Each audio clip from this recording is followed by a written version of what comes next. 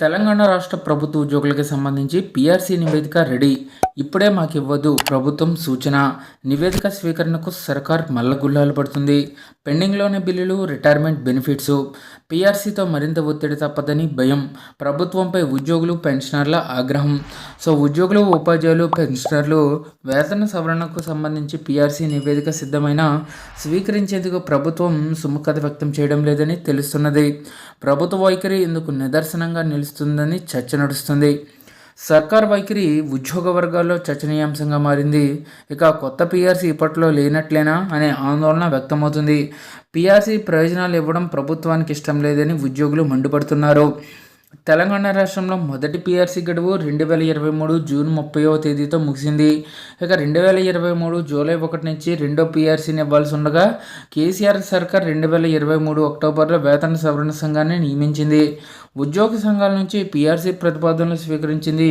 సుదీర్ఘ కసరత్తు తర్వాత కొన్ని నెలల క్రితమే పీఆర్సీ నివేదిక అయితే సిద్ధమైందండి. ఇక రిపోర్ట్ను సమర్పించేందుకు అధికారులు ప్రభుత్వానికి అనుమతి కోరారు. కానీ ప్రభుత్వం నుంచి స్పందన లేకపోవడంతో నిరీక్షించాల్సి వస్తున్నది. ఇక పీఆర్సీ నివేదిక అంటేనే సర్కార్ జంకుతున్నదని ఉద్యోగ సంఘాల నేతలు ఆగ్రహం వ్యక్తం చేస్తున్నారు.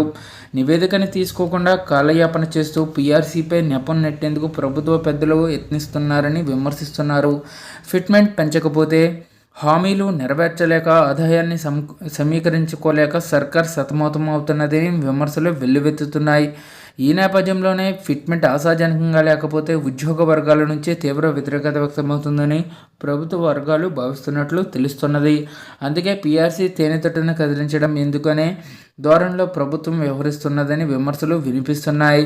ఇటీవలే డిప్యూటీ సీఎం ఆర్థిక మంత్రి బట్టి విక్రమార్కతో సమావేశమైనప్పుడు కూడా పెండింగ్ బిల్లులపై హామీ ఇవ్వడం తప్ప పీఆర్సీ ప్రస్తావన చేయలేదని ఉద్యోగ సంఘాల నేతలు చెబుతున్నారు.